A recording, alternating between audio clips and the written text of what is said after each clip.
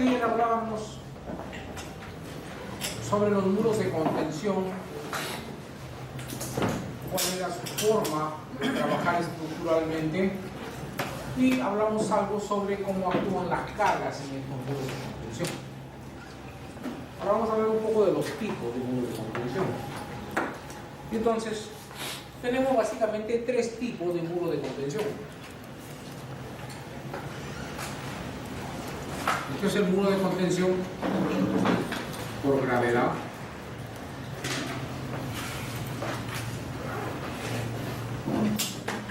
Este es el muro de contención temporalizo. Y este es el muro de contención conforme a fuerza.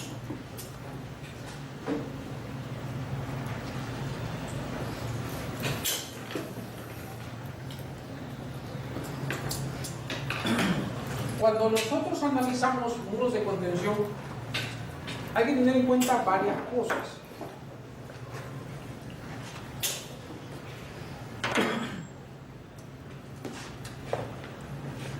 Si yo tengo un muro de contención cualquiera,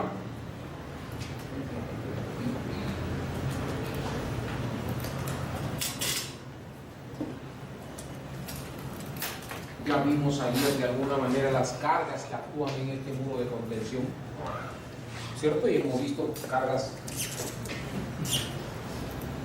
por peso propio, cargas de empuje lateral, sobrecargas, cargas en la otra dirección, existe una reacción hacia arriba, existe una fuerza de fricción acá abajo. Entonces, y otras cargas más que vamos a ir viendo detalladamente. Pero eso va a originar a manera global algunas posibilidades de falla global de la estructura. No estoy hablando todavía de la falla de nudo por cortante y por flector, sino estoy hablando primero sobre fallas globales de la estructura.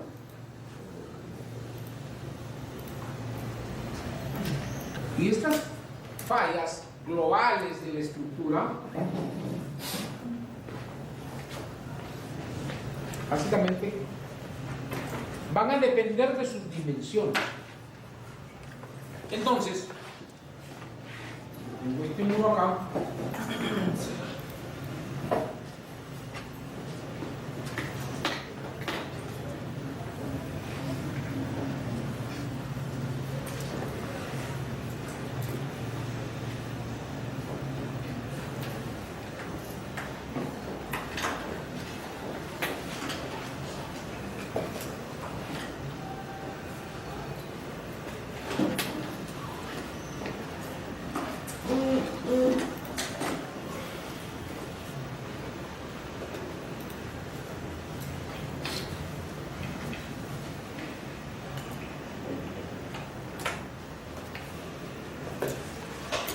tengo ahí ese muro, el mismo muro sometidas a las mismas cargas.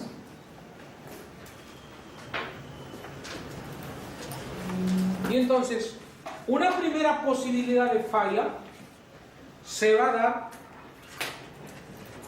cuando este muro, producto de las cargas actuantes,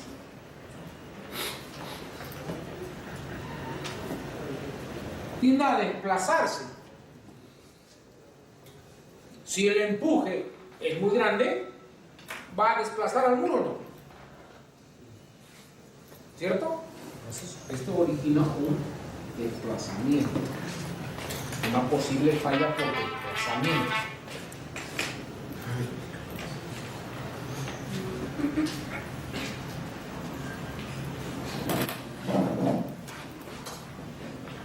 Una segunda posibilidad de falla es que el muro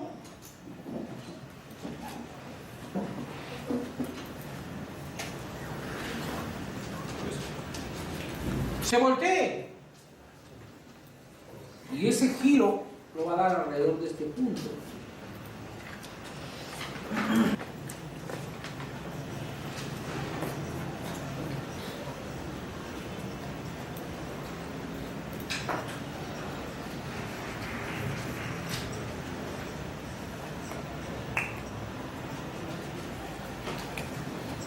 ¿Cierto?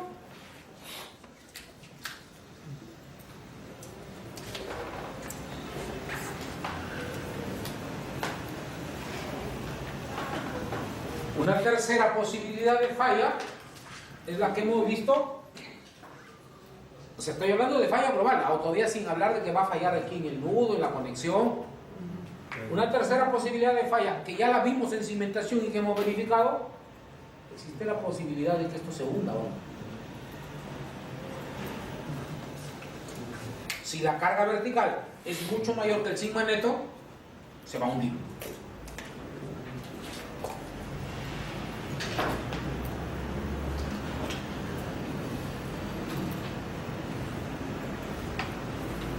¿Está bien? Y la cuarta posibilidad de falla es de que todo el paquete se vaya con todo el suelo.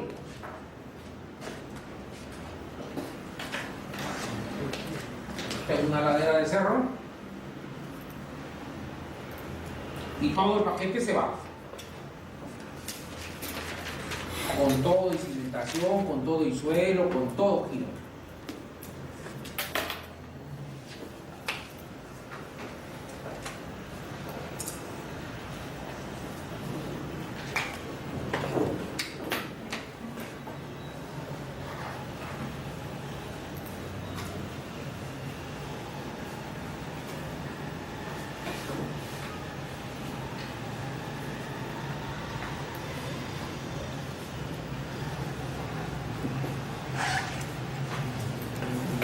¿Cierto?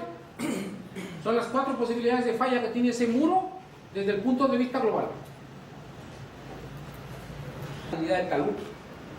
Y para eso necesito conocer el ángulo de fricción y la cohesión, no del suelo de abajo, sino del suelo del costado. Cuando hemos calculado el empuje ayer, ¿qué nos interesaba? El phi, pero el phi del suelo del costado, no del suelo de abajo. Para capacidad portante me interesa el suelo de abajo, pero para empuje me interesa el phi del costado. Y para una carretera donde voy a plantear un corte, donde voy a diseñar mi muro, le voy a hacer toda la verificación de por corte, por axial, por funcionado, por flexo, compresión, todo cumple. Pero si no chequeo mi talud, se va con todo. Esto de aquí no lo vemos en el curso de concreto armado porque este es suelos, ya lo vieron ustedes en suelos 2. Método de Felenius, método de la rebanada, método de las dovelas, método del círculo sueco, hay un montón de métodos de estos que han visto, y aquí lo que se hace calcular es un factor de seguridad. Entonces, esto ya es problema de suelos. Yo voy a ver esto. Mi estructura yo le voy a, como estructural, le voy a verificar esto. El de suelos tendrá que decirme si es que el suelo es estable o no. ¿Cuánto es el factor de seguridad para los muros de contención?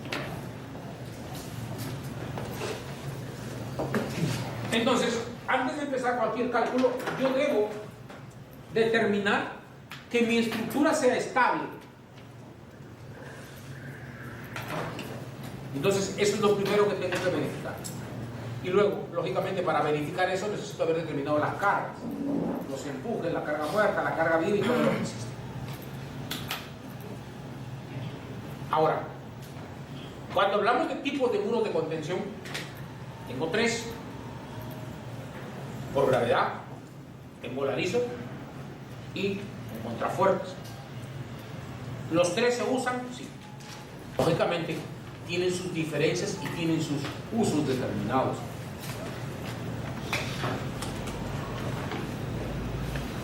El muro de gravedad, que es este de aquí, se caracteriza ¿por qué? Porque basa su estabilidad en su peso. Normalmente concreto ciclópeo. Si yo necesito que ese muro sea estable al deslizamiento, pues voy a tratar de que esta fuerza de fricción de acá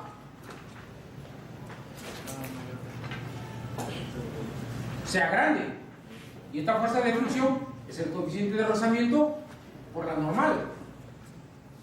Física 1, ¿cierto? Y la normal es la carga vertical que llega. Pero ojo ahí, la carga vertical permanente, porque la sobrecarga o sobrecarga de usos puede o no estar presente. Si yo diseño una carretera, no todos los instantes la carretera tiene vehículos. ¿No es cierto? Hay momentos en los cuales la carretera no tiene vehículos y momentos en los cuales sí tiene. Entonces, si yo tengo un muro de contención en el lado de una pista, tengo que considerar para la normal solamente las cargas que son permanentes constantemente. La sobrecarga no la voy a tomar, porque el caso más crítico es cuando no hay carros para rozamiento. ¿Está bien?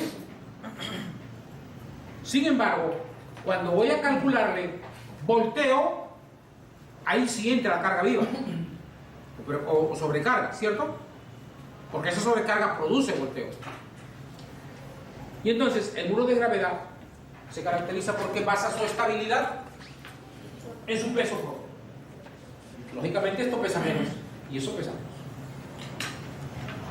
Pero al basar su estabilidad a su peso propio, que también me va a servir aquí para el volteo, porque si yo tengo un peso grande, tengo un momento estabilizante grande, ¿cierto?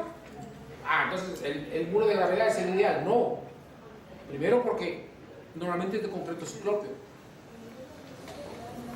no lleva armadura, y entonces si lo hago muy alto va a comenzar a fallar ya el corte, la fricción, ¿cierto? Y por otro lado me complica el hundimiento, porque si pesa más, se asienta más. Entonces, este muro de gravedad basa su estabilidad en su peso propio y por otro lado es eficiente para alturas hasta de 3 metros. Hasta esa altura es económico. Lógicamente, si yo tengo un suelo muy duro, capacidad portante 3 kilos, 4 kilos, no, ya puedo subir esa altura. ¿Esa altura se considera desde...? Y aquí para lo que vuela. El muro envoladizo, esto sí lo vamos a ver nosotros porque esto sí tiene que ver con nosotros.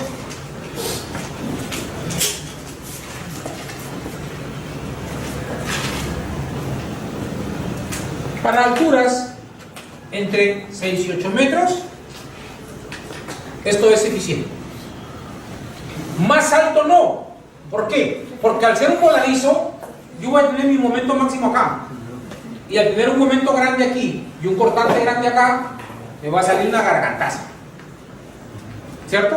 Entonces, esto normalmente se maneja entre 6 y 8 metros. Más que eso, me sale un grosor el muro y me sale caro.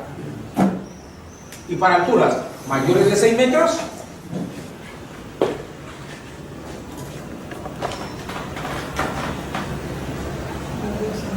entra el de voladizo, el de contrafuertes. ¿Por qué? Porque el de contrafuertes, esta losa o pantalla que aquí estaba en voladizo, ahora es una losa apoyada entre lados. Ya el momento no es el del voladizo, ahora se reparte aquí y se reparte abajo. Y entonces ahora trabaja mejor. Entonces cuando la altura ya es muy grande, me voy a esto. Estos dos lo vamos a ver. Esto lo vamos a mencionar, ¿qué te digo? Predimensionamiento, pero de ahí el chequeo ya eso ya es curso pasado.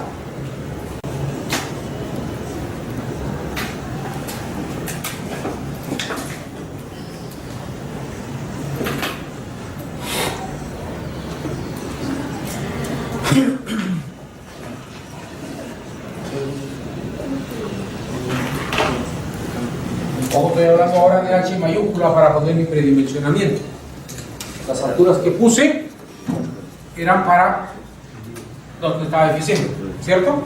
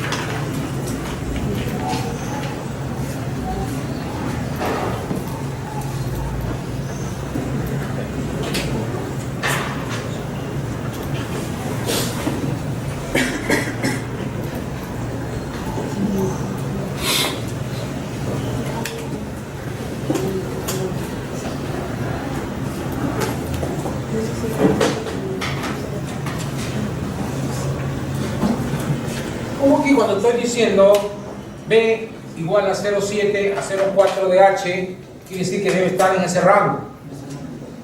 Una vez lo puse y yo con uno me dijo, mire, ¿por qué no le pone de frente 0,3?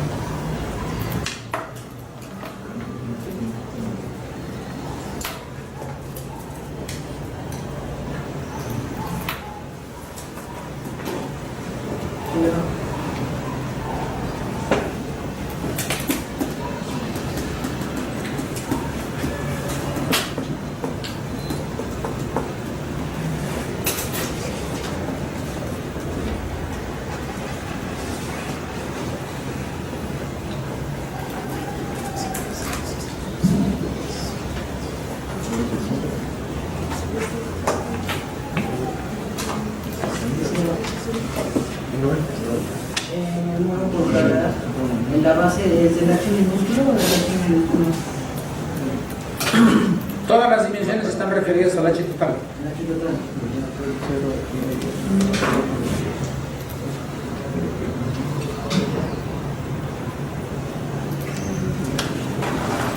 Ojo, son predimensionamientos. El dinero yo lo calculé y no me da ese valor. Predimensionamiento, es una prueba. Es como cuando ustedes enseñan concreto 1. El predimensionamiento de la viga, aire sobre 12, funciona bien acá. Pero el de la columna sale piedras. área tributaria, más lo que te demoras, área tributaria y entre el 0.35 del F', el factor penúltimo. Es que es lógico, si te pones a pensar, ¿cómo estás calculando la columna? Con cargas de gravedad. Y el diseño lo manda así, ¿no? Entonces simplemente de arranque ese predimensionamiento no vale. Vale en Brasil, vale en Uruguay, vale en Bolivia, pero en Perú no vale. Entonces cuando uno predimensiona columnas, lo que tiene que irse es a comenzar a revisar la norma sísmica. La norma sísmica o la E020, el capítulo 21 de la E060 dice que en el nudo yo tengo que verificar que rigideces de las columnas tienen que ser mayor o igual que 1.2 las rigideces de las columnas. Con ese concepto me está diciendo que la inercia de las columnas debe ser aproximadamente igual a las inercias de las columnas que llegan al nudo. Dice las sumatorias. Entonces, si mi viga me salió de peralte 50, mi columna en esa dirección debería también tener 50. Y en la otra dirección, si mi viga me salió de 40, mi columna debería también tener 40. ¿Por qué? Porque es lógico. Yo te pregunto, viene el cholo, te quita tu celular, tú lo escondes, te saca la mugre y dice, como no me lo has querido dar, ahora, ¿qué prefieres? ¿Que te rompa una pierna o que te rompa un brazo? ¿Por qué un brazo? Porque con mi pierna puedo caminar, con mi brazo, bueno, ya no importa, si no se arregla, lo corto y lo boto, ¿verdad? Pero con mi pierna puedo caminar. Lo mismo pasa con un edificio. Si algo tiene que romperse, yo voy a preferir que se rompa la viga y no que se rompa la columna. Porque si estamos en este salón y se rompe la viga de medio, ¿cuánto morimos? Morimos 30 personas. Pero si se rompe una columna, se cae todo el edificio y morirán 500. ¿Cierto? Por eso es que la filosofía de diseño dice eso, las columnas no pueden romperse. Ahora, si yo tengo un pórtico y ese pórtico no cuadra derivas, ¿yo qué hago? Comienzo a aumentar las inercias, ¿cierto? Y al aumentar las inercias, si comienzo a peraltar la viga, la deriva va a cuadrar. Va a cuadrar. Tú tienes un pórtico, por decir, columnas de 25 por 25 y vigas de 25 por 25. Listo, y no pasa derivas, ¿qué haces? Si tú comienzas a subir la viga, mantienes la columna y le pones 25 por 30, 25 por 40, 25 por 50, 25 por 60, va a llegar un momento en que la deriva cuadra. Y si al revés, mantienes la viga y comienzas a sacarle pinto a las columnas, comienzas con la columna 25 por 30, 25 por 40, va a llegar un momento en que también cuadra. Y entonces, el número deriva va a cuadrar. Y tú dices, ya estoy feliz. ¿Cierto? Junior a esa altura está feliz. ¿Por qué? Porque él está pensando como matemático. Mi número cuadró, mi deriva cuadró y listo. Pero te falta el otro pensamiento. Si tú has peraltado la viga, porque el arquitecto te dijo, mira, la viga te acepto que la peraltes, no importa, le pongo un falso signo y lo saco planita. Pero la columna no.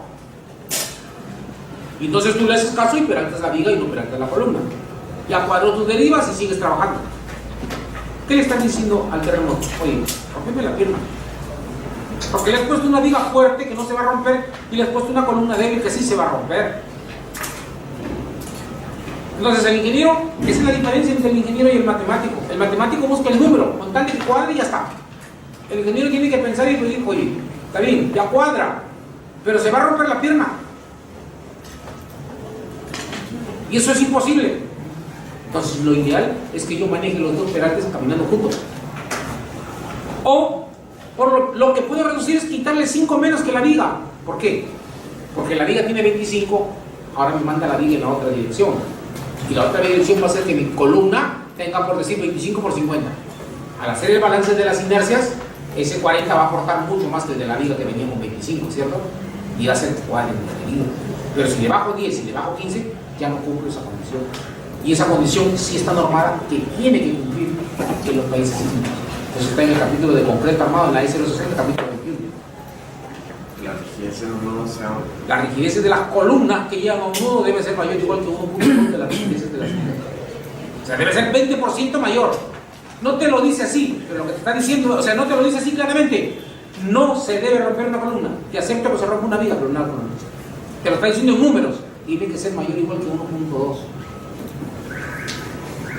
Y eso se explica en toda implicación. Y el mismo término se extiende para lo que es acero. Por eso te dice la equivalencia, ¿no? ¿Qué prefieres tú, que te rompa un brazo o que te rompa una pierna? No, ninguna de las dos, otra cosa.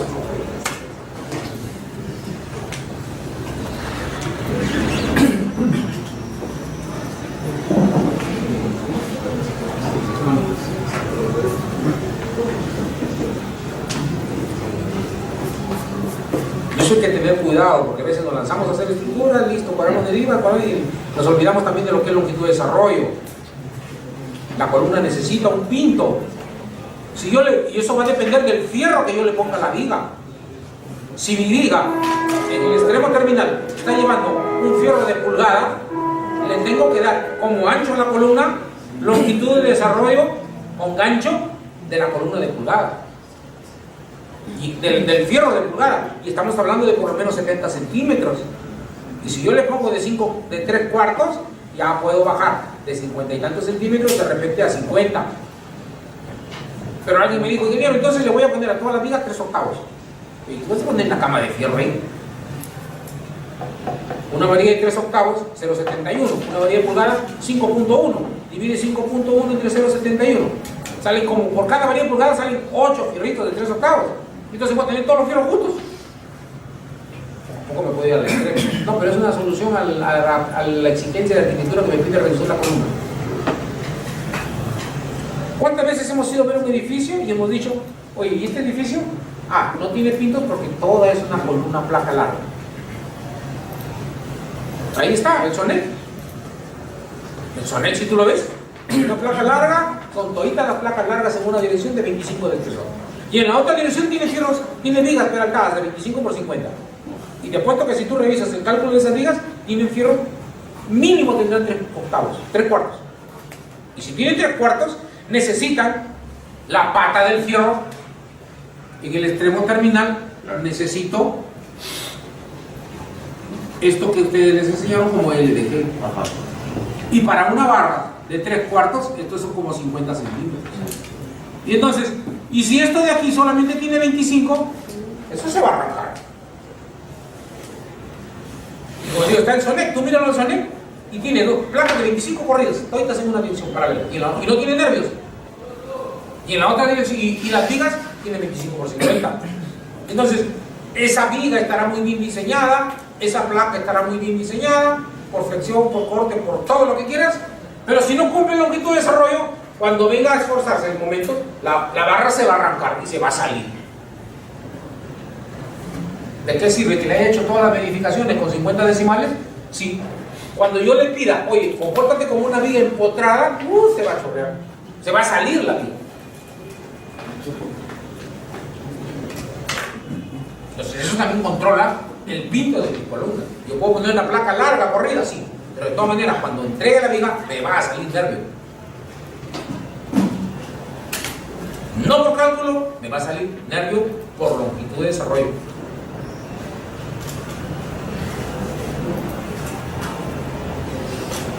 Entonces, ¿así estamos de acuerdo? Listo. Sobre esto todavía hay unas variantes.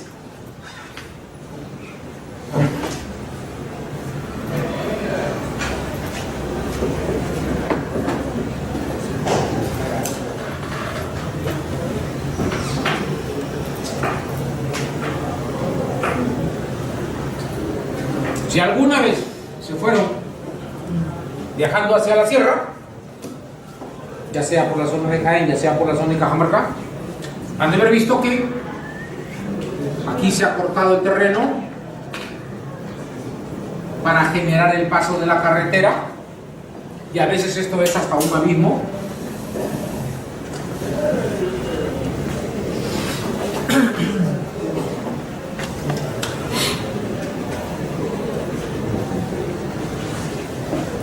Y entonces, ¿cómo planteo ahí un muro de contención?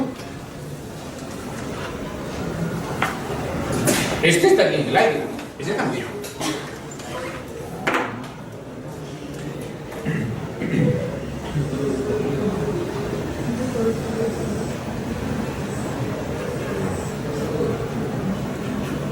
Y aparece ese muro. A este muro, sobre este le pongo el relleno, sobre este viene el peso, su punto punto de rotación va a ser aquí, pero el peso y el relleno y la profundidad va a servir para estabilizar. Tengo el empuje de acá, ¿cierto? Pero el que lo estabiliza es esto.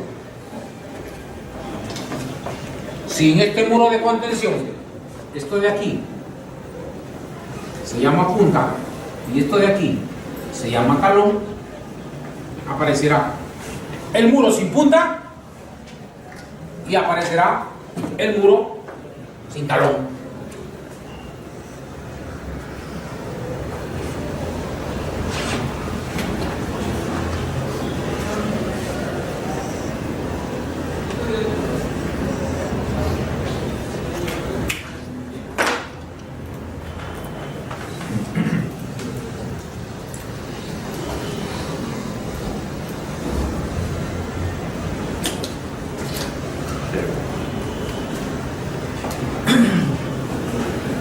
¿Cierto? ¿Qué pasa si se desplaza el muro de arriba? Si el suelo de aquí se desplaza, ¿qué va a tratar? Va a tratar de cerrarlo, funcionando desde aquí. Y si lo cierra, esto va a aplastar y este se va a estabilizar más. Si lo desplaza Ah, horizontalmente. no lo pego, lo dejo mucho más abajo. Que se lleve de arriba cuando se lleve de abajo. Si yo tengo que diseñar un sótano, haré las verificaciones que mencioné allá: desplazamiento lateral, volteo.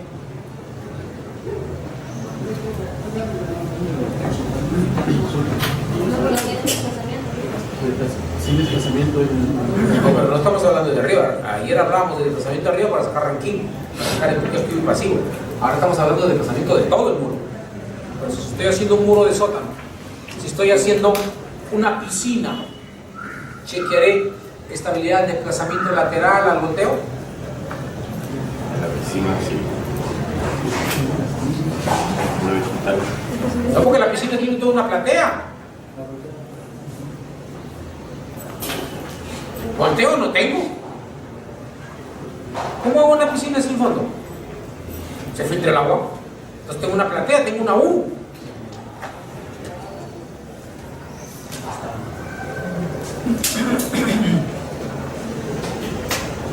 ¿Qué posibilidad de volteo tengo de esto? De esta pared. Ninguna. ¿Cierto? ¿Y tendré posibilidad de desplazamiento lateral? Sí.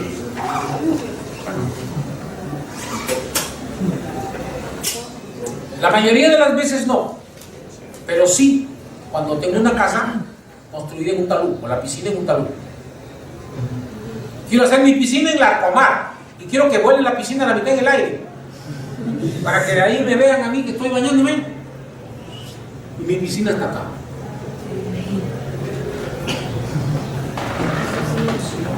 Estoy yo bañándome, y esto quiero que sea vidrio encima. Que me vean los pescaditos de aquí que me estoy bañando. Aquí sí tengo, porque todo esto de aquí se puede mover afuera, ¿cierto? Pero si estoy en una zona enterrada dentro de la ciudad, no hay posibilidades. Es lo mismo que la norma habla de que cuando se construyen los muros de sótano o las cimentaciones, hay que verificar la posibilidad de desplazamiento lateral. Dice, hay que chequear y le da un factor de 1.2, 1.5. No hay, pues. Porque si se va mi cimentación lateralmente, me llevo a todos los vecinos, me llevo a toda la pista, me llevo a toda la cuadra. ¿No es cierto? Pero aquí sí hay. Si hago la casa en una ladera, ahí sí hay. Ahora, chequearé hundimiento. Ahí sí siempre. Porque el hecho de que yo esté confinado a los dos lados, no quiere decir que mi piscina no se mueva. Ojo, cuando tengo estos casos, esta base es bastante grande. Llega a ser hasta 0.8 del H. Mientras en el otro manejábamos 0.4, 0.6, esto de aquí es, por lo general sale 0.8 del H, o si es que no es igual a la altura.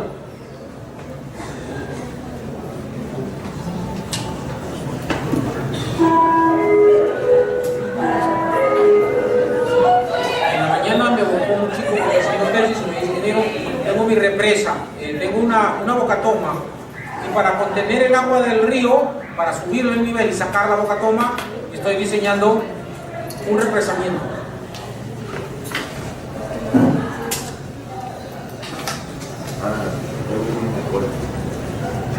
Volumen del corte.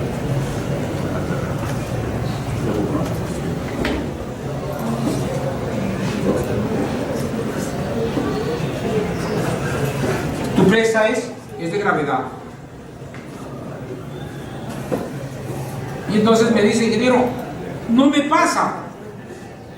Hecho que hago el deslizamiento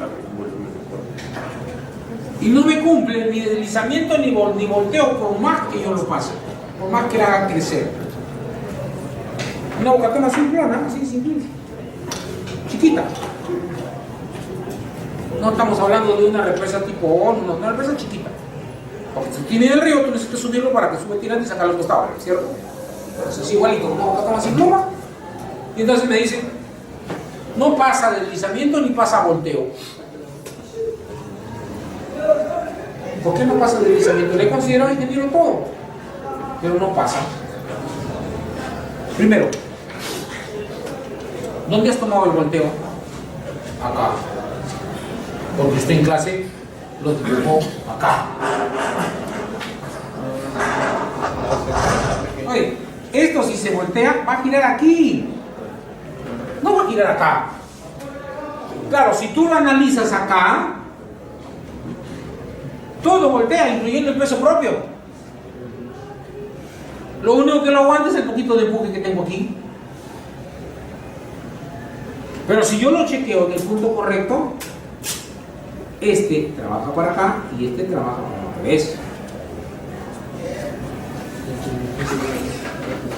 Entonces lo primero que tengo que ver es ¿dónde voy a analizar mi volteo?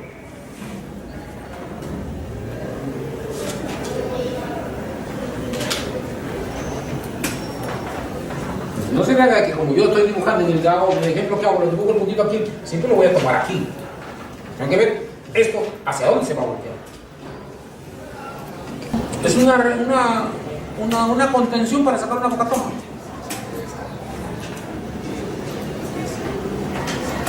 Tú tienes el río y para sacar una bocatoma, para regar una chacra, tú necesitas contener el río para que se represe, suba y ahora lo puedo sacar del costado. La bocatoma tenía una altura simplona, 1,5 metros creo que tenía. Se voltea. Claro, está tomando mal el punto.